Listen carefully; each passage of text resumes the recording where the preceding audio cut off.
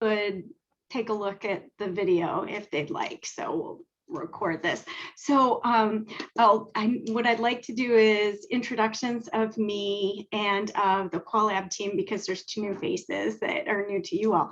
And then I know from our time meeting in the fall a bit about your research interests.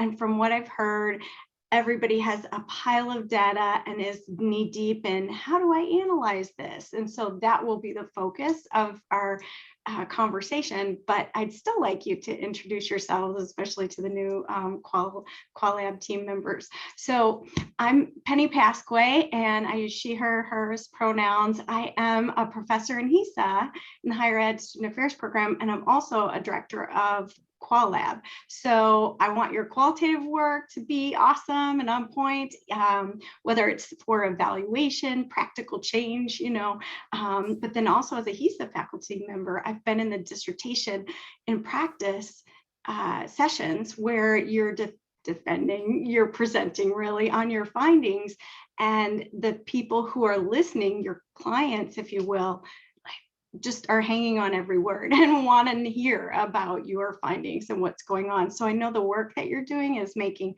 a difference, which is pretty cool. So that's me. I'm going to pass it to Ruth and then Faustina. Thank you, Dr. Pasque. My name is Ruth, and I've met many of you, and we've been in class together, group projects together, and I'm very, very happy to see you guys.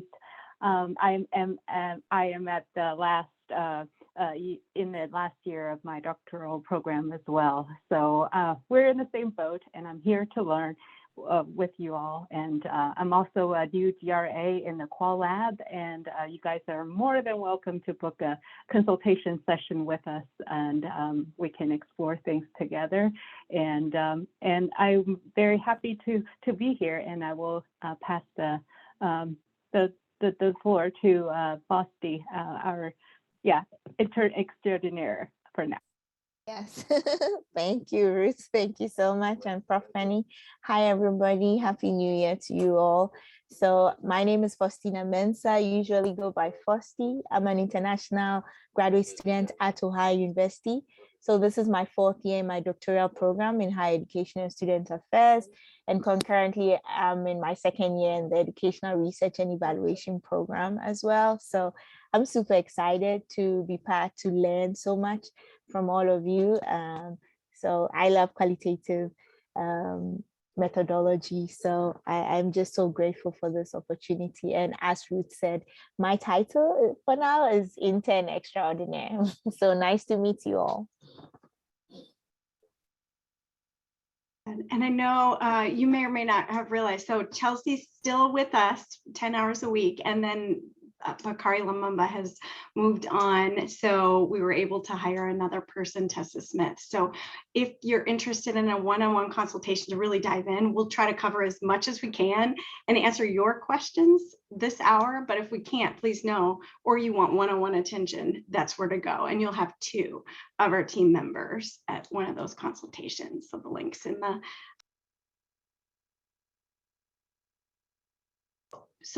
the side. Yeah, thank you. So I'd love to hear from you all and have you all introduce yourselves, names, pronouns, and then kind of where you are or where you're stuck on your research project, so we can focus in. Also, narrative and grounded theory, I think, are the most popular this semester. So how about we do popcorn, but because I've been chatting with Beth, who came on first, we'll start with you, Beth, and then please just ask the next person and we'll go from there. Thank you. Hi, I'm Beth Karuna, and I'm in the 4th year of the HESA EdD program. And I use she, her, hers pronouns. I was telling Penny and a couple of the other people, I have been working with Office of Academic Affairs about faculty leadership, and I have interviewed 8 regional campus faculty to kind of get that perspective on what kind of leadership training that they are interested in and they have experienced and that kind of thing. So, Kate, don't hate me. You're good, you're good. Hi, everybody, I'm Kate Butler. I use she, her pronouns. I am working with the Young Scholars Program, focused on students' experiences with their peer mentors during what initially was going to be the year of COVID, but now I am referring to as like the height, the first year. I don't even know. We'll figure out where we're at by the time that language finalizes.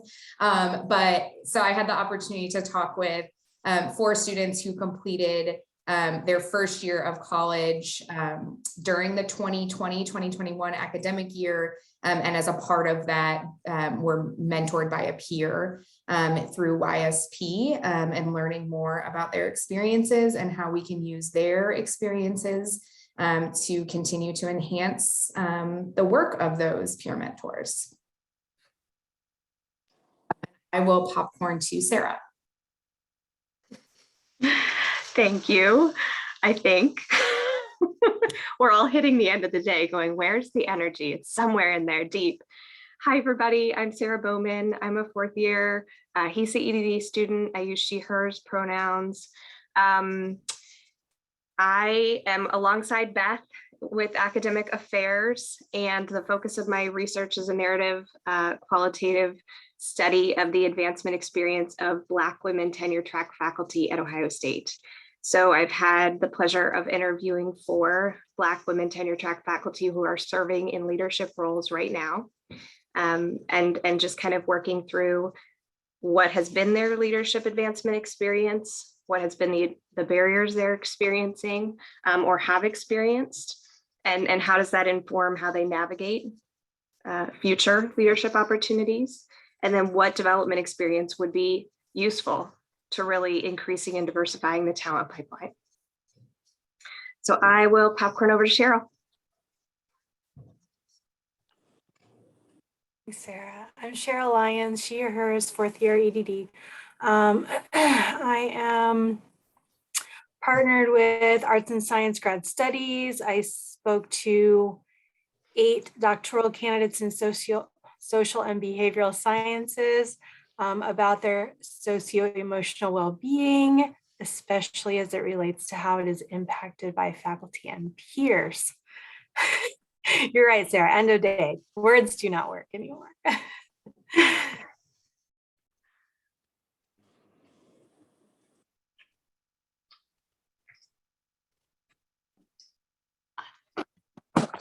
You're going next, Alex?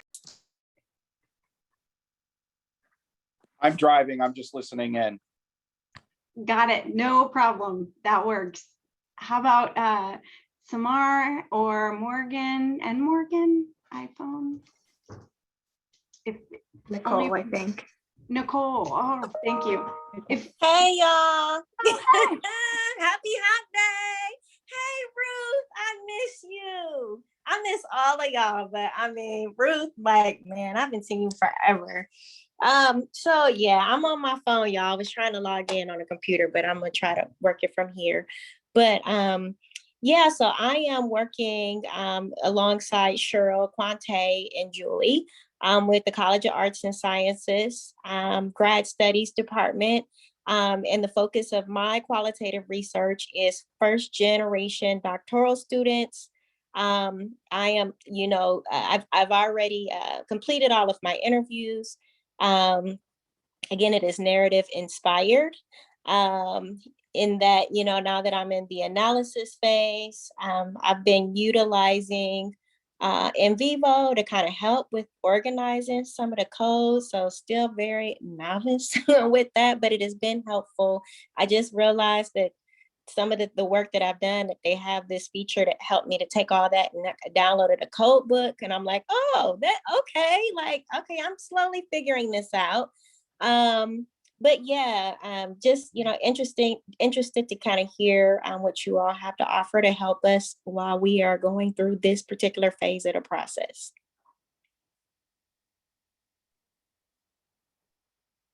Hi, I'm Samar Long. I'm also driving, so I don't know who to kick it to next, but I have the pronouns she, her, hers, and I'm, I guess, a super 4th year. I don't know. I took a year off, so I was partner first cohort, and I'm also partnered with the Young Scholars Program, and I am looking at engagement strategies of the closed cluster courses that the instructors taught. So I've interviewed 5 instructors who have taught over the past year and a half in those closed YSP only sections about their engagement strategies.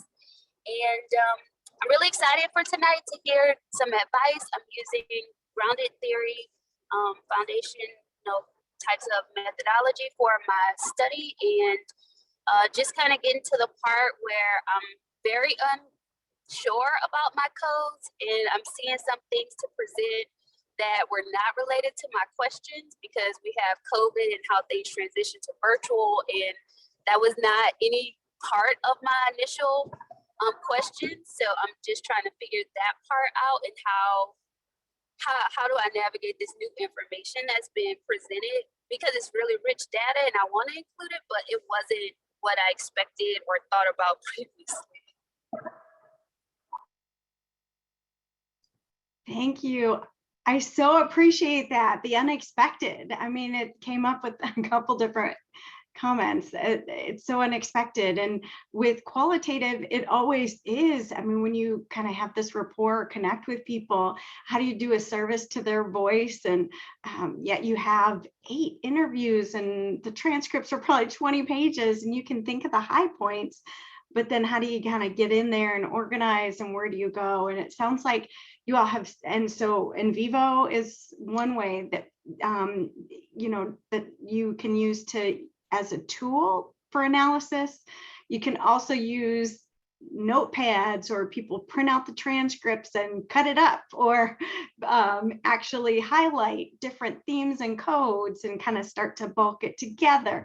There's different ways to kind of manage your data. I know some people are tactile and others are like, we have Excel, we have in vivo, throw it into a computer and I want to code it in there so that I can then easily run or put columns together of everything that I've coded and just highlight those different areas. So there are different ways that you can go about doing it, and it's pretty different for grounded theory than it is for narrative. But with any methodology, that basic theming and coding is important. But also to pay attention to those things that you heard during the interview and you're like, oh my gosh, this is good. And to come back to it, I'm sure those kind of peak moments you can think about right now.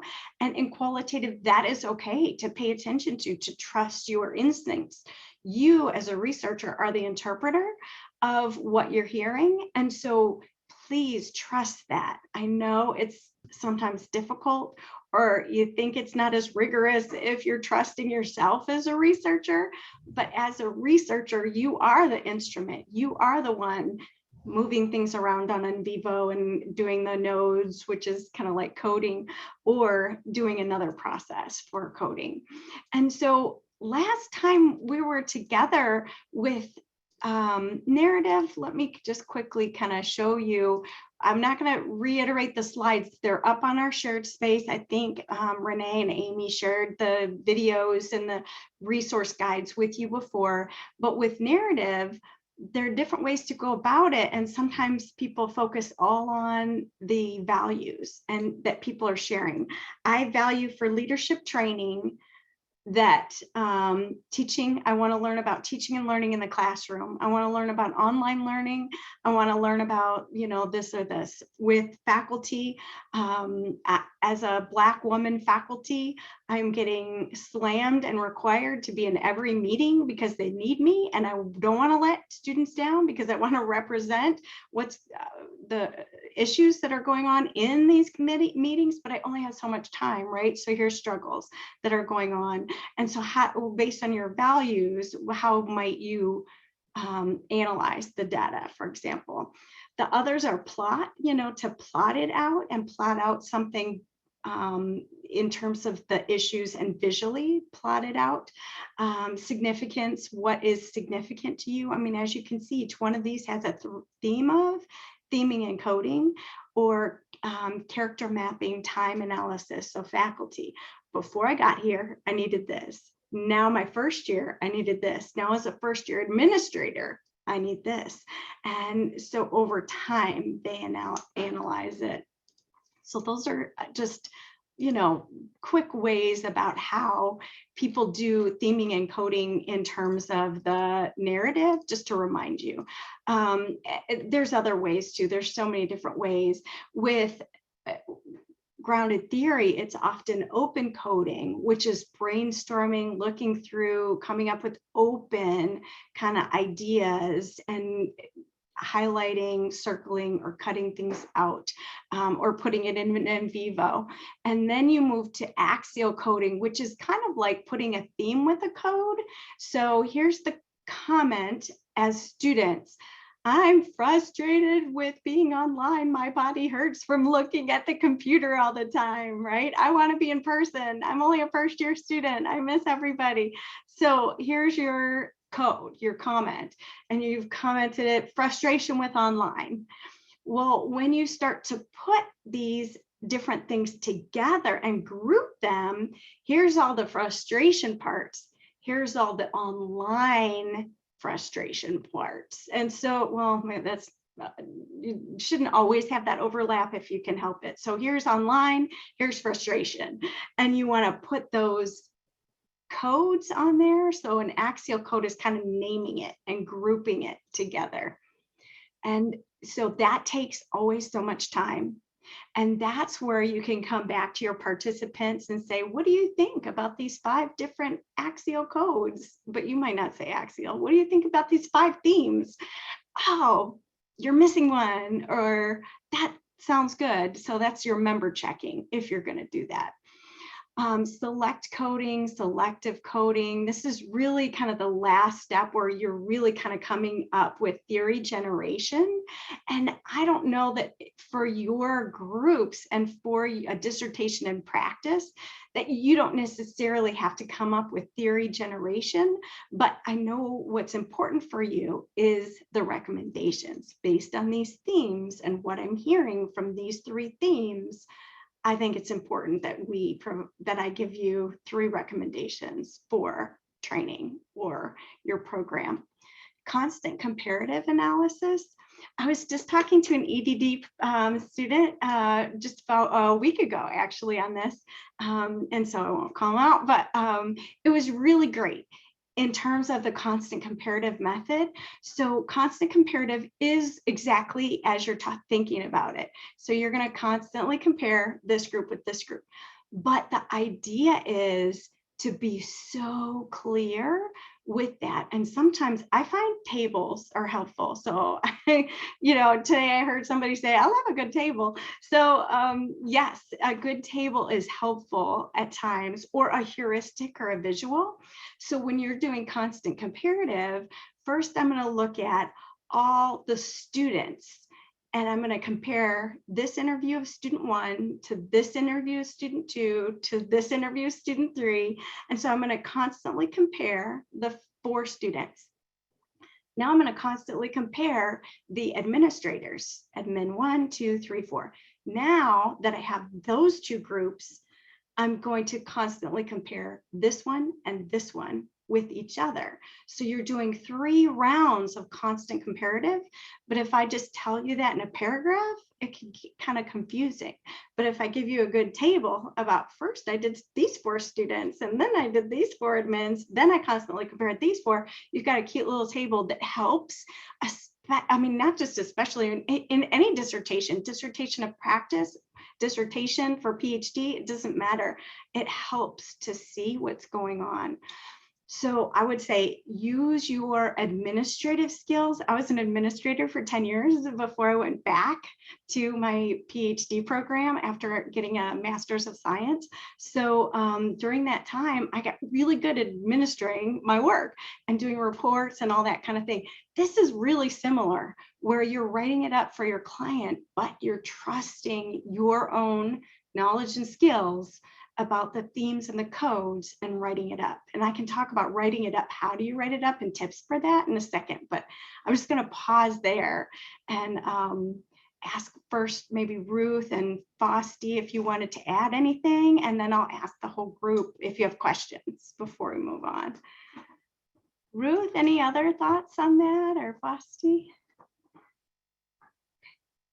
Oh, I was checking out some of the previous videos Qualab did, and I think the recordings really helped. And I remember Renee was making a very important remark about memoing. So I guess when we're listening to our data, immersing in our data, we want to kind of take notes for ourselves, and that will save time in the long run and keep us organized too.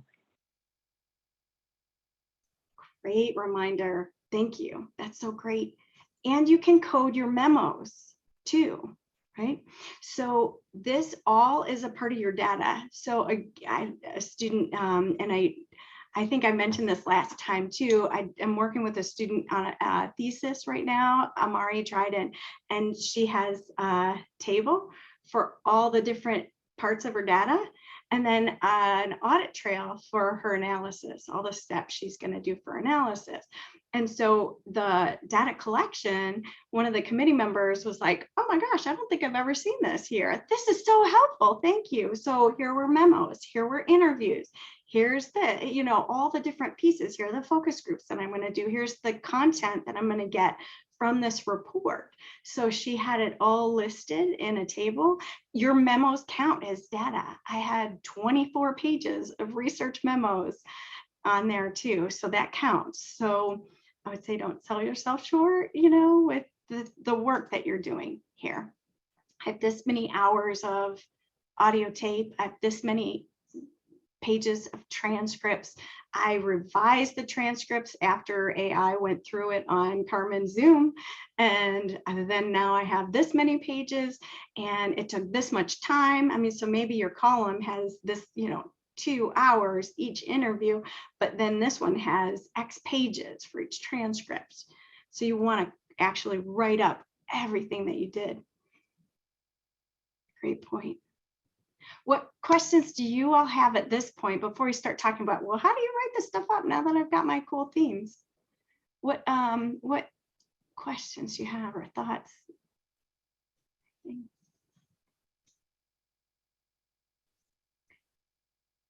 Cool. So how do I write it up? This is one of those things that I think is kind of difficult. And often the first draft might look like a string of quotes, but you can't have the final look like a string of quotes unless you like poetry. There's different things that, you know, kind of do that. You actually want to interpret your quotes. So let's say you have, give me 3 general themes that we have. We'll pop them into the chat. Themes for a made up study. Working with students, or 3 themes that one of you has that feels brave and you want to give our initial themes here.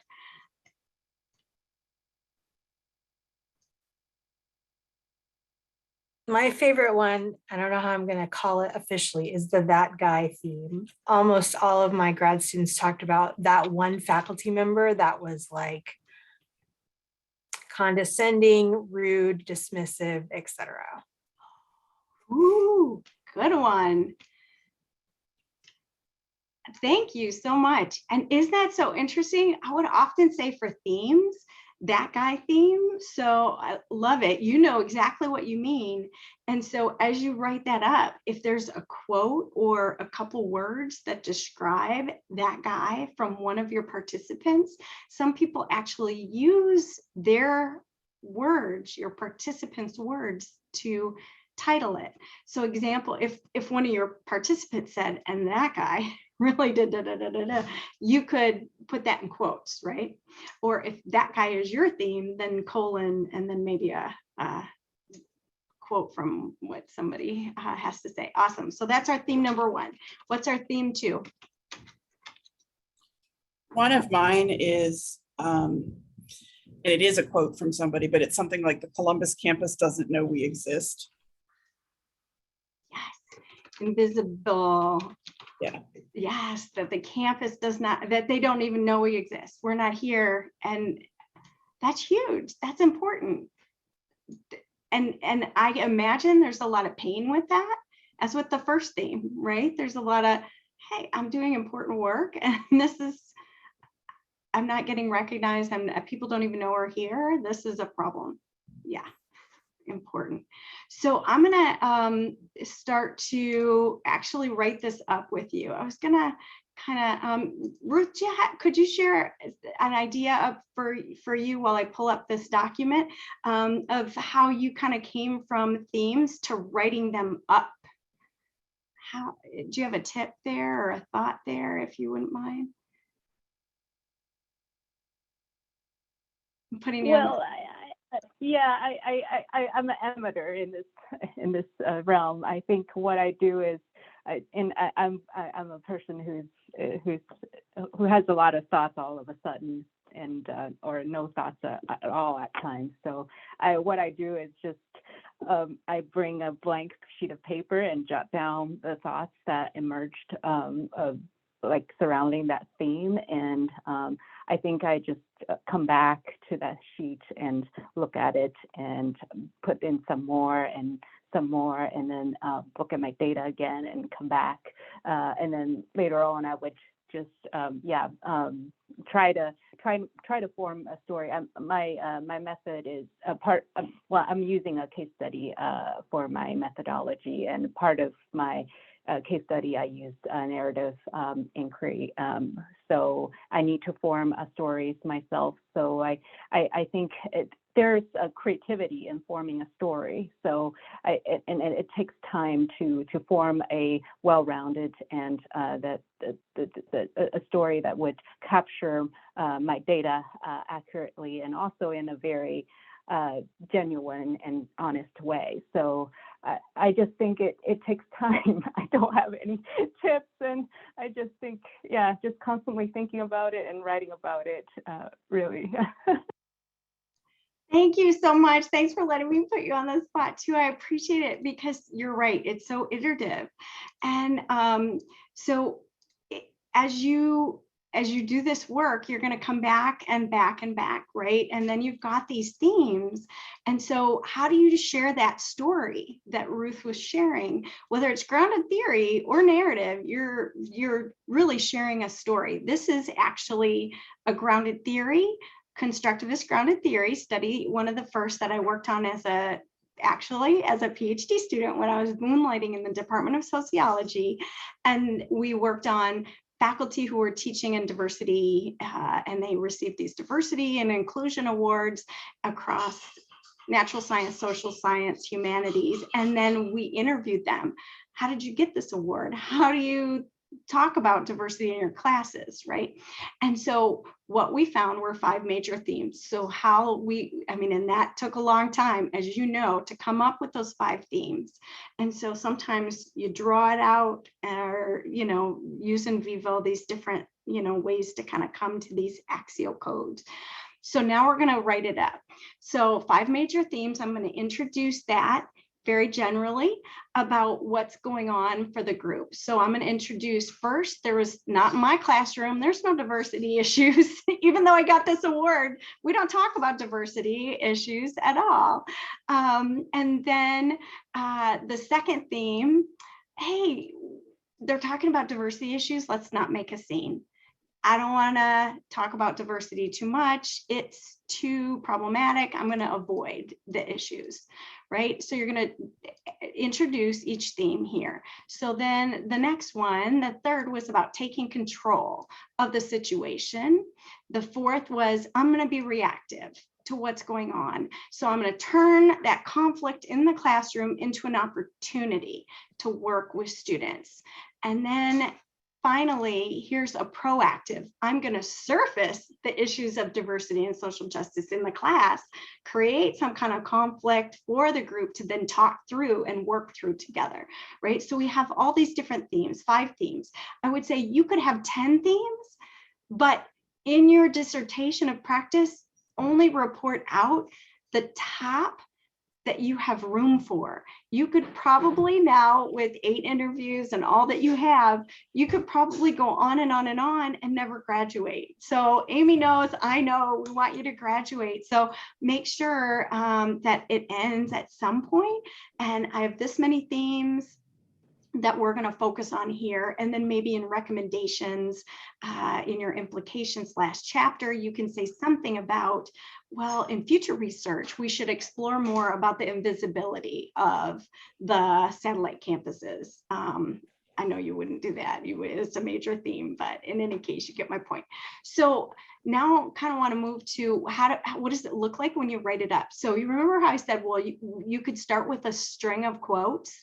That's what we did here. We started with a string of quotes. Here are 3 good examples of, not in my classroom. We don't have diversity issues. We don't have social justice issues in my classroom. No conflict at all. So I'm going to start with these couple quotes. But then you can't just have the quote. You have to front and back it.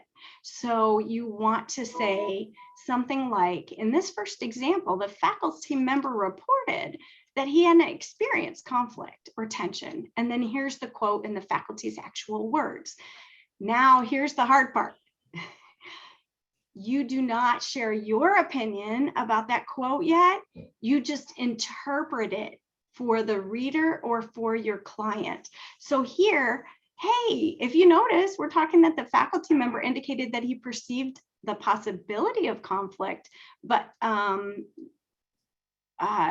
faculty said no. It didn't happen at all. And so he became, because he was concerned about the conflict causing students to become anxious or hostile. So we're just reflecting on what he said.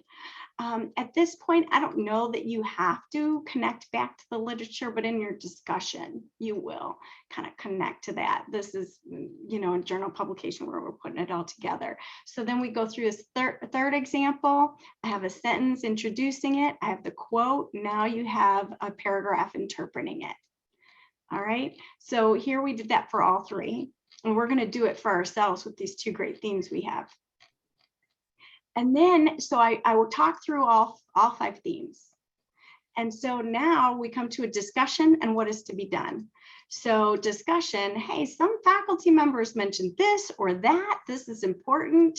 It connects to silencing or controlling classrooms.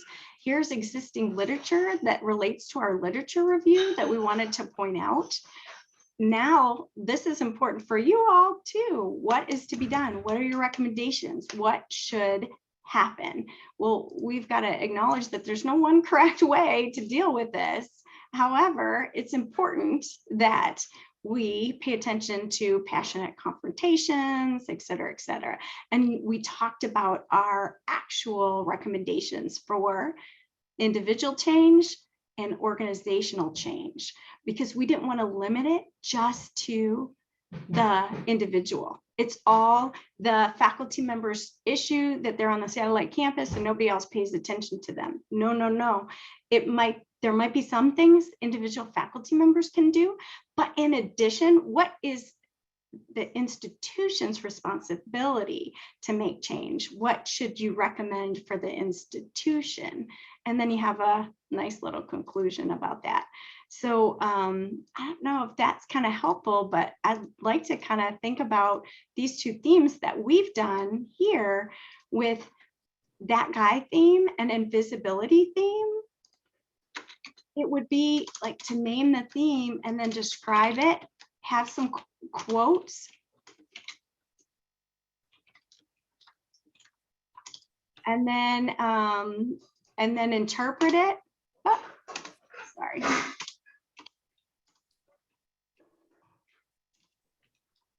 And then do the same for each one of these, but you're going to have 2 or 3 or 4, between 2 and 4 quotes that actually share the participants' voices, and then interpret that for your readers. So if you're doing a plot or a time analysis, maybe theme 1 is before they get here. Theme 2 is something related to when they're here. And theme 3 is when they're about to graduate. And then talking through that timeline, developing a visual, actually sharing and talking, telling the story to the actual client. And that way, if I'm looking at your quotes, I believe you. This is where your trustworthiness comes in. As you share your quote and interpret your quote, you have to think about readers and think about describing it, because if I don't believe your interpretation and I have an entirely different interpretation, then, you know, that's important to think about. And then also even name or mention as you do this. Hey, there could be two interpretations of this quote, this one or this one.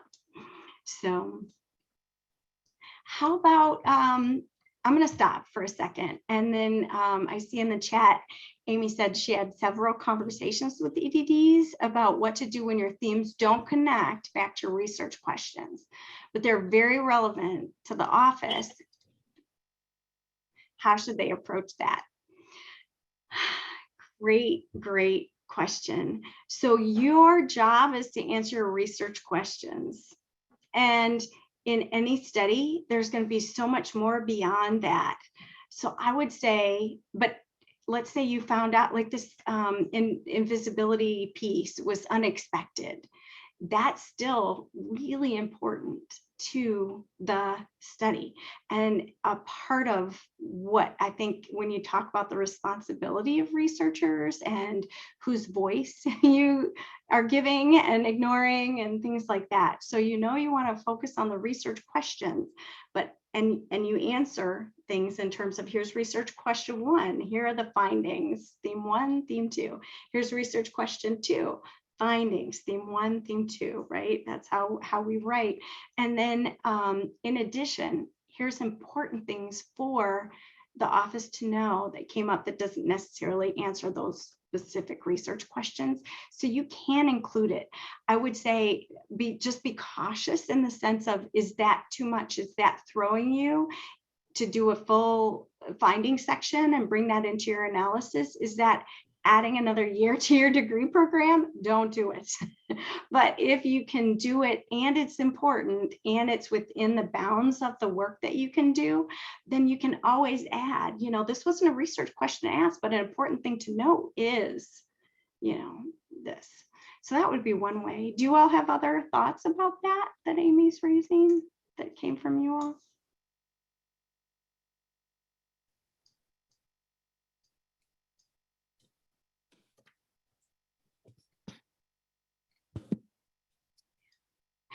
Faustina, did you have some comments about using research questions that guide your analysis?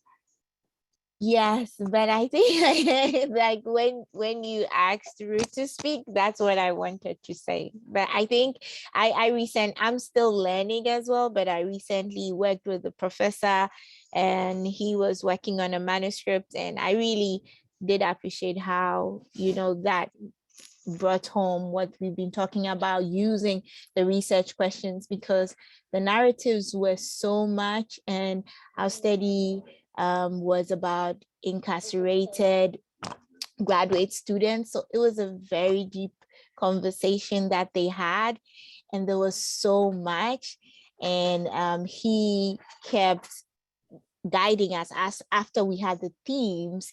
He was like, now look at the research questions, and then you go in. So we were working as a group, so using color coding as well is important to pull out the actual responses that speak directly to your research questions, because other than that, you could easily get lost in the rich data that you have. And I think based on what Prof. Penny had said too, majority of you are using narrative. What I really love about narrative, and I don't know if you've looked at Kim's book, but it really talks a lot about how artful and creative you can write the final piece as well, which goes to what Prof. Penny was saying, but it does come with practice. So I think with narrative, that's the beautiful aspect it has done for those of us. I'm also doing mine with case study, but I think narrative does give you that leniency to be super creative. And I think it was Samal who's using grounded theory to Yeah, that's the beautiful aspect of grounded theory. One of my professors used grounded theory, and I learned how he was able to use his native language to represent the themes.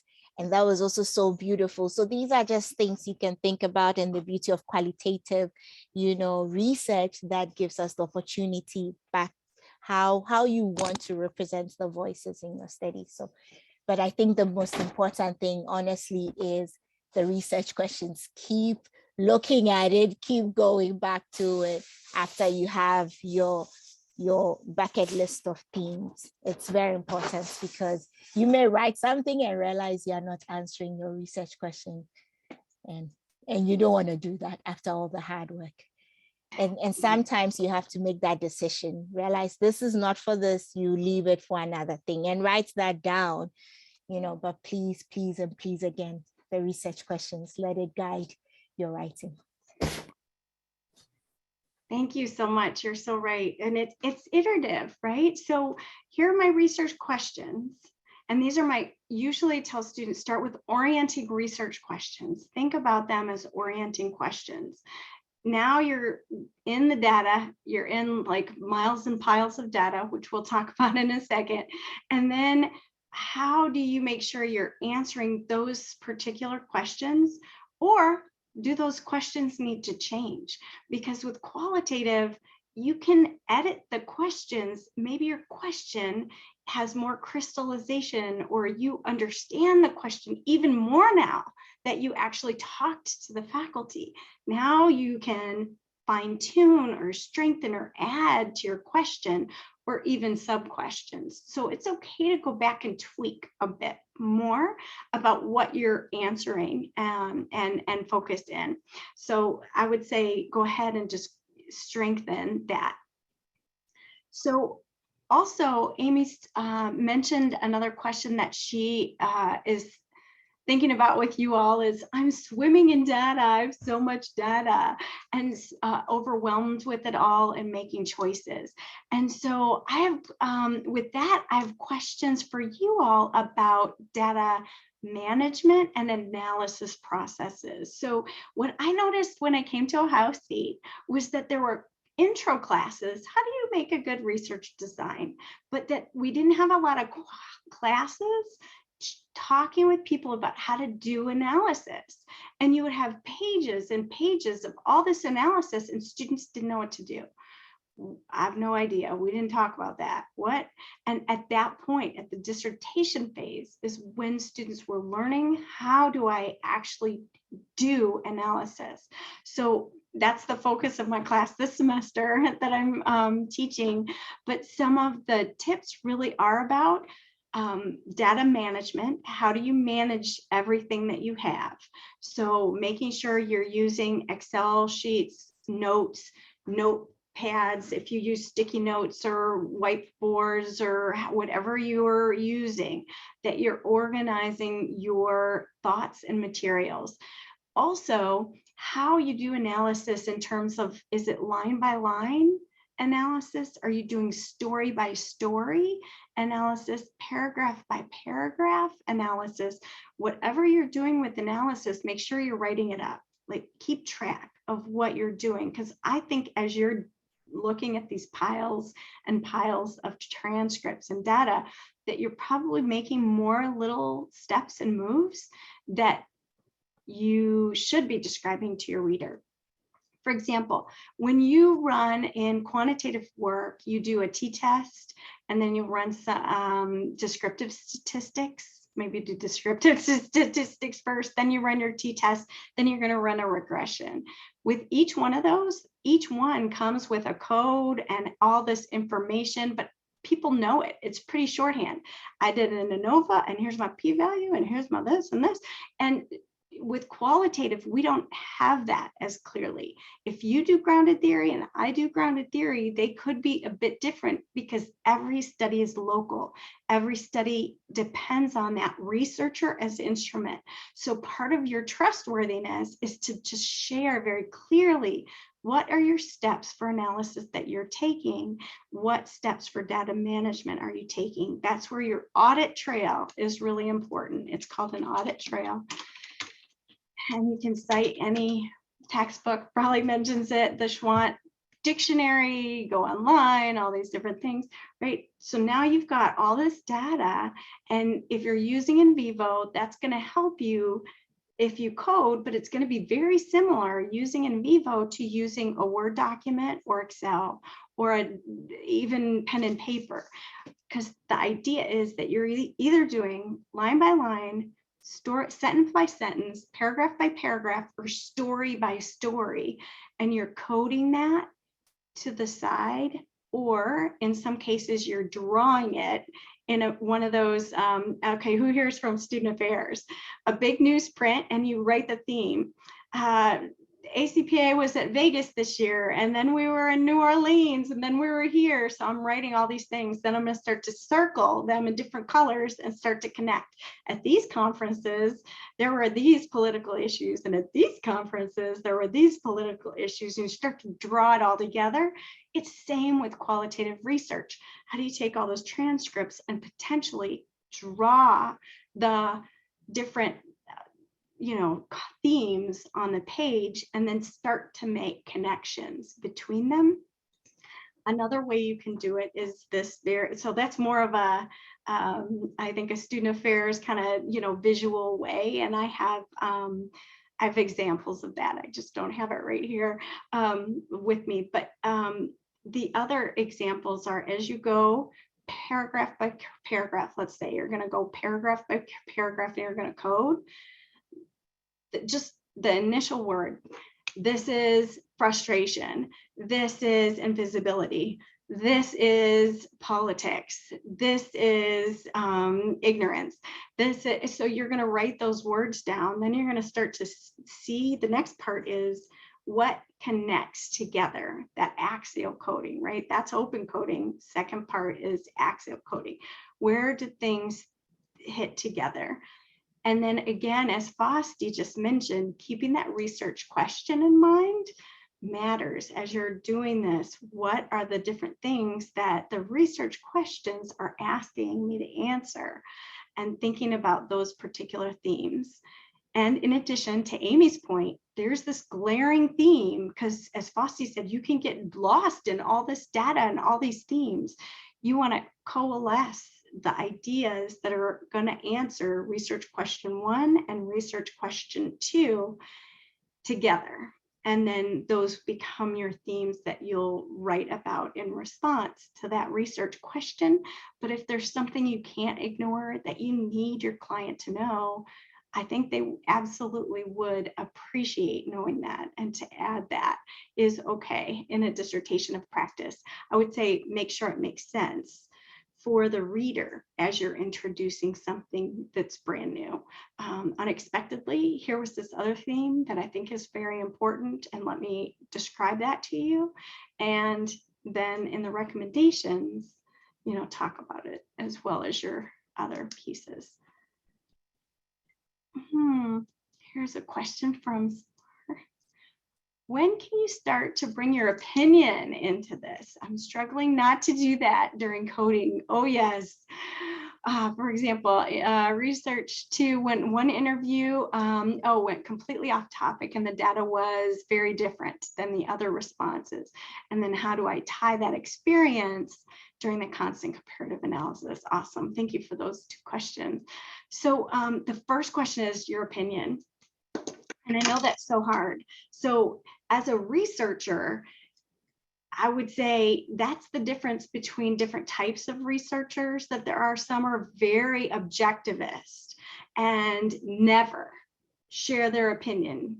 Some don't even recognize they have an opinion. This is objective work. It's all capital T truth. Others, most qual and quant scholars do believe in the lowercase t truth, where I'm going to try to be objective and I'll try to share most of it with you that's pretty objective and be as clear and concise as I can. But I'm not going to acknowledge my voice until we get to the end, and it's always going to be based on these findings that I have. I'm not going to deviate and tell you something else. I'm going to answer these research questions and tell you responses here. So then there's more constructivist, which is more, I think, what Ruth was talking about with narrative and interpretivist. It's more that story that gets you and connects. The story is retold essentially by you about what's happening through the direct quotes and through your writing it up.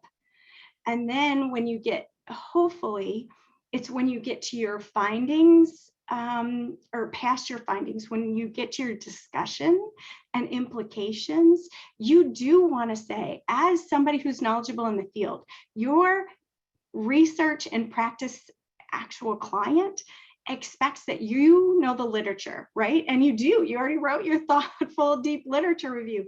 You know the literature. You know the students now, or the faculty or the participants. You have talked to them. You know the literature. You've gone in depth.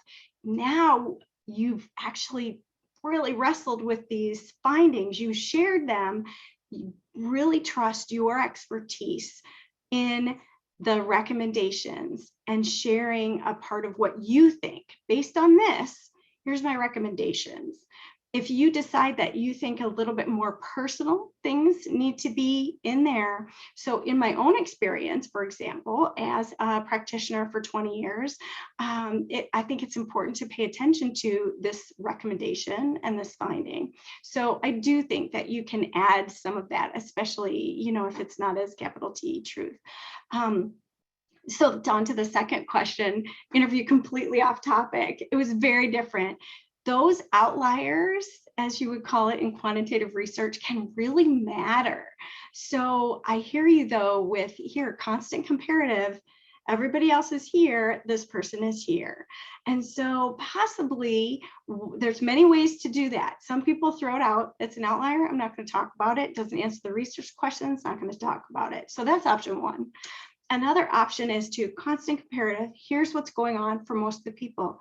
And then here's a paragraph about, and I have to acknowledge, here's the perspective of somebody else that was quite different from, and owning that, knowing it, just be clear with your reader as you're sharing it. But I really, actually, sometimes that's the important part to share back to the client so they know, because that one person out of 8 or 20 might end up representing so many more people that just weren't necessarily part of that interview. So I really appreciate that question, and it is okay to name that.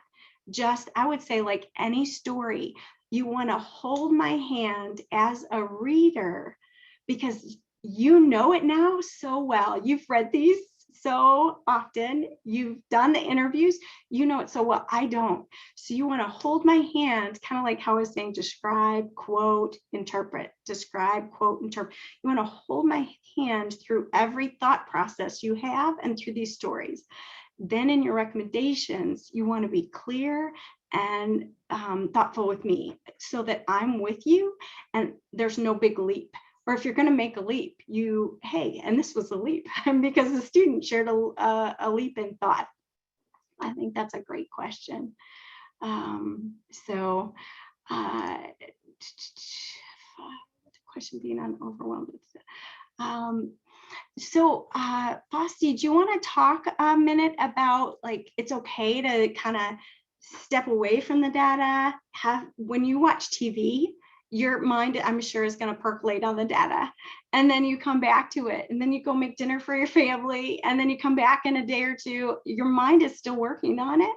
And to me, sometimes that's where some things get figured out.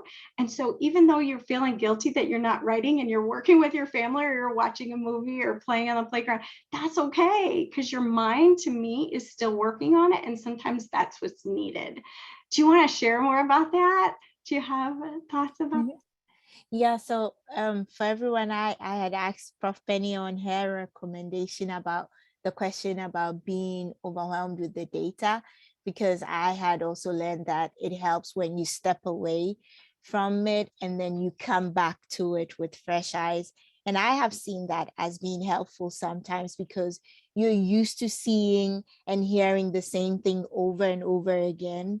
So when you take a little time off, not too much, because sometimes if it's too much too, you come back and you've forgotten everything. So I was asking, and I don't know if any of you have had that experience, but I found that, or I've also heard that that's helpful. Just so you know, I started doing some interviews on doctoral attrition and the dissertation writing phase. So I was interviewing candidates who had just completed, and we wanted to find, using an appreciative inquiry lens, to find how they were able to overcome the dissertation writing phase, because the literature had showed that a lot of the attrition was happening, you know, at the dissertation writing phase. And a lot of them, from what they shared, was either they did give themselves time off a little bit, not too long, or they changed the environment. So some went somewhere, cabin, somewhere, or even change rooms, or even change the outlook of the room. Those were some of the responses that the few respondents, participants I had interviewed had shared. So I was asking Prof. Penny what she's learned and how helpful that could be, because if you step away too long, I found that coming back can be a challenge as well. Thank you so much.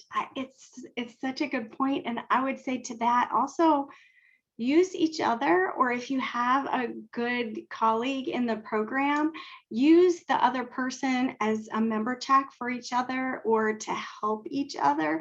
I've written it up. Does this make sense? Or here's a picture of all this messiness and how I got to my findings. Does this make sense?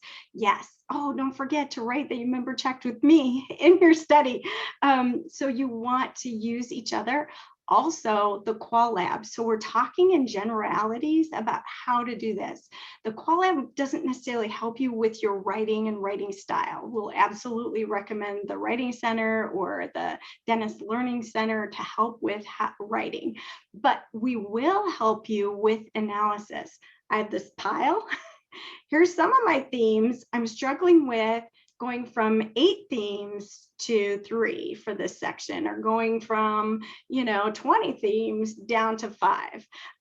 So if you come in with some of that data, and I'm doing this in a narrative inquiry, plot analysis, or narrative inquiry, really looking for the values or whatever method of analysis you're using, or I'm doing Strauss and Corbin general themes and codes, open coding, axial coding is what that's called.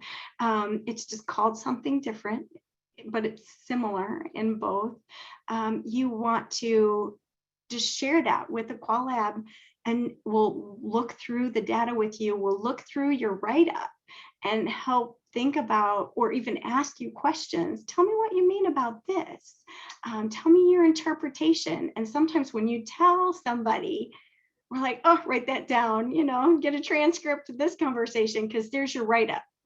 Is sometimes when you explain it, you're answering it for yourself, but you need somebody to talk it through with. That's what we're here for with qualitative. So please don't hesitate to reach out to the team at all.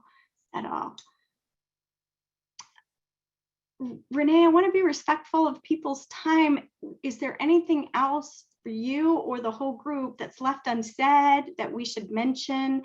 And then I will stick around for sure if people want to keep chatting with me, kind of like after you go up and talk to the person after a presentation in a physical space. I want to make sure I do that with this group too, if you have questions for me, or for Fausti or Ruth, but I also don't want to infringe on your time. I know you agreed for 1 hour as well. So Renee, do you think, is there anything we're missing or that you're thinking about or want to wrap up with? No, I think that was a good kind of overview that everybody can connect to from where they're stuck at or where they're feeling overwhelmed, and it gave a lot of ideas for folks. So I think the recording will also be helpful. If people want to re-listen to it later, they can. And I'll share around the previous and this session. So those who are here, stay. You're welcome to stay. Those who aren't, I'll make sure I share those links about how to set up your own qual lab consultation if you need one.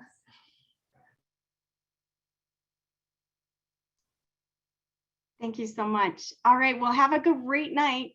And I'll see you next time. See you at the Qual Lab, see you at a defense or anything. All right. You can do this. I know you can.